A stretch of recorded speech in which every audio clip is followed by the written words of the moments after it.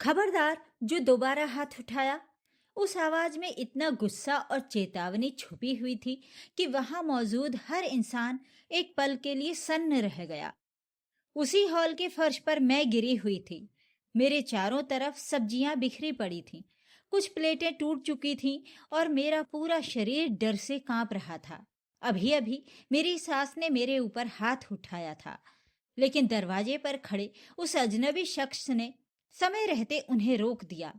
जब मेरी सास गुस्से में पलटकर कहती है कि ये उनके घर का मामला है और किसी बाहरी को बीच में बोलने का हक नहीं है, तब वो शख्स और भी सख्त लहजे में जवाब देता है कि ये घर का मामला नहीं बल्कि खुलेआम हो रहा जुल्म है और मैं अपनी होने वाली ससुराल में इस तरह की हैवानियत कभी बर्दाश्त नहीं करूंगा।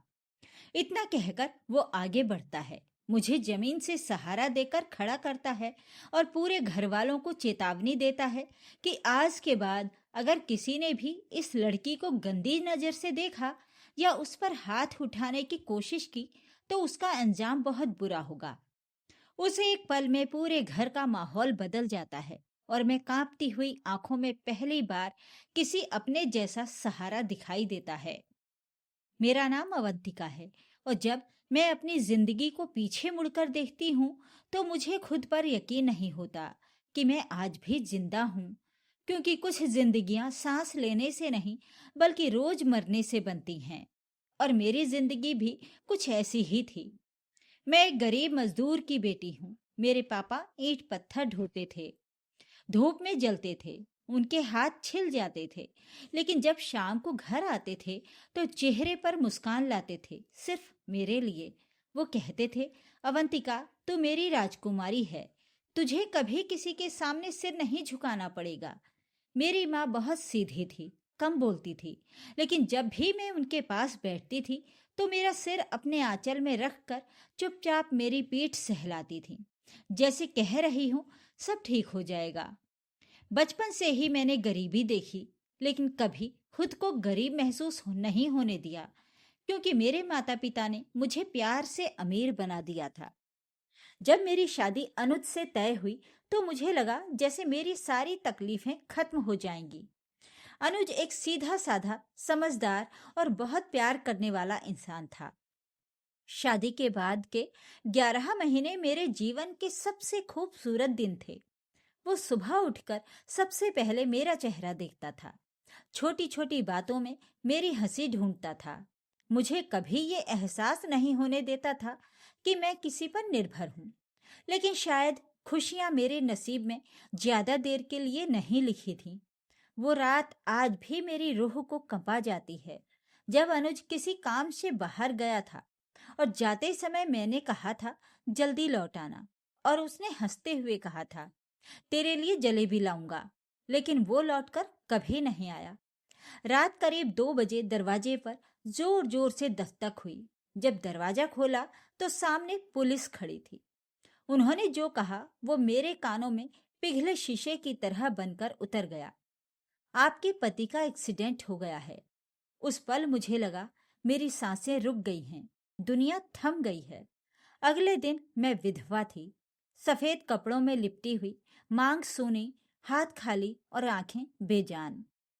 अनुज की चिता की आग ठंडी भी नहीं हुई थी कि मेरी सास की आंखों में मेरे लिए नफरत उतर आई। वही औरत जो कल तक मुझे बहू कहती थी, आज कहने लगी ये मनहूस है, मेरे बेटे को खा गई।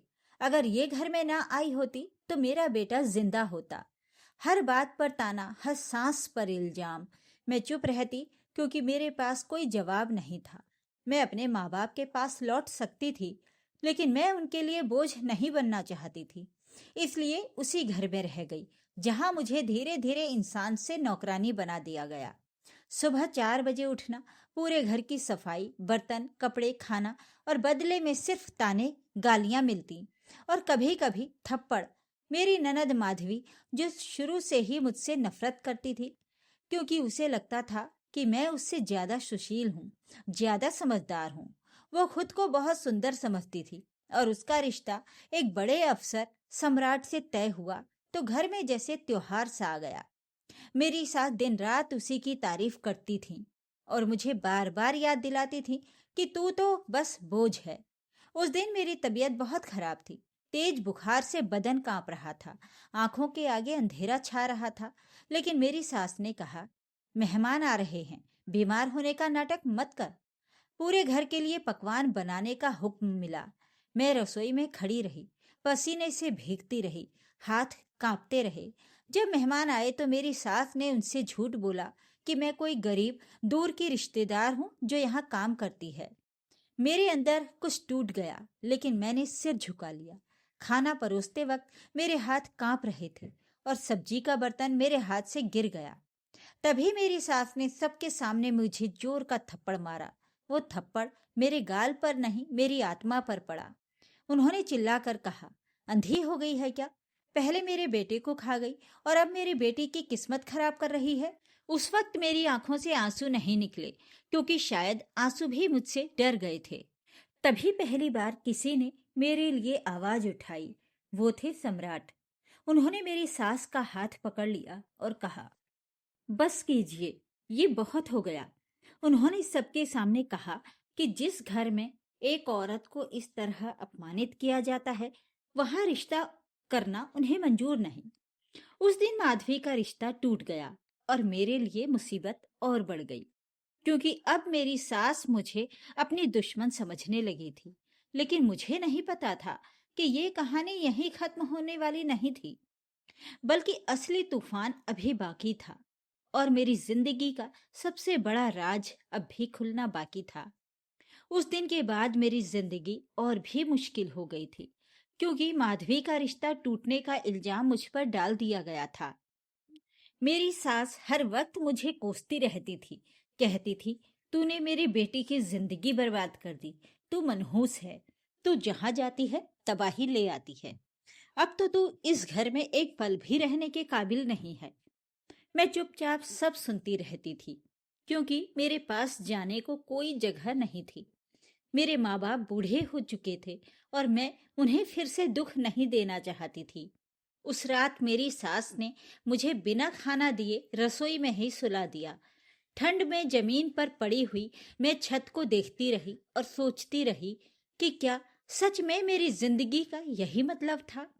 क्या मेरा कसूर सिर्फ इतना था कि मैंने अपने पति को खो दिया?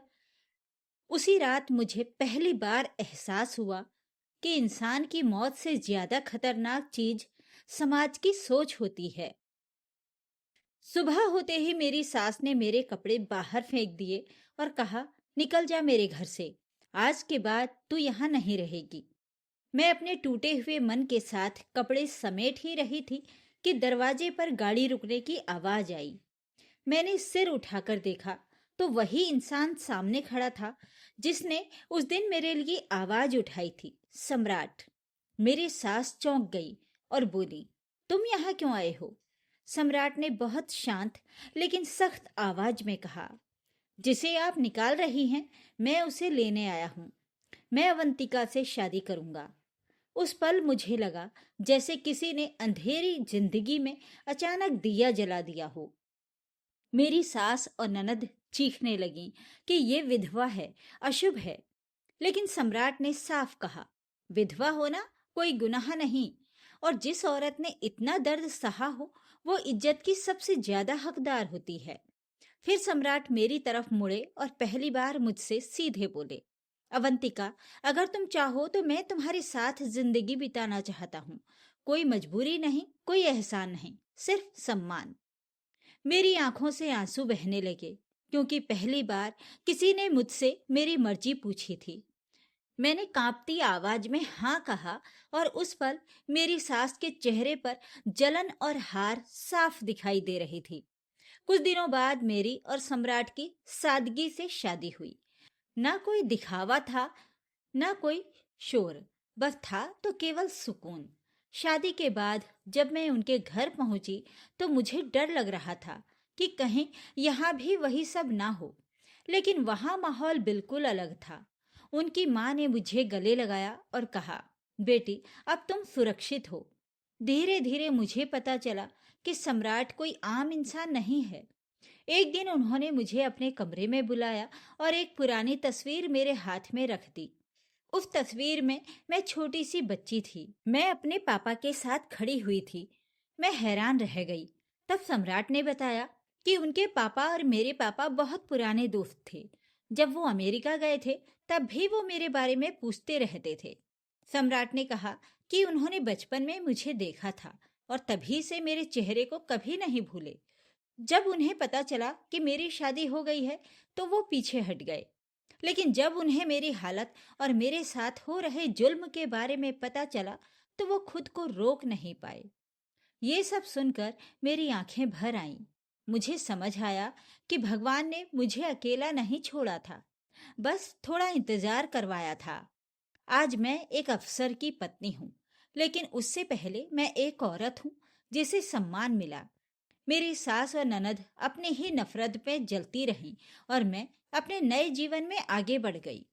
अब जब मैं पीछे मुड़कर देखती हूँ तो लगता है कि अगर वो दर्द ना होता तो शायद मुझे अपनी कीमत कभी समझ नहीं आती।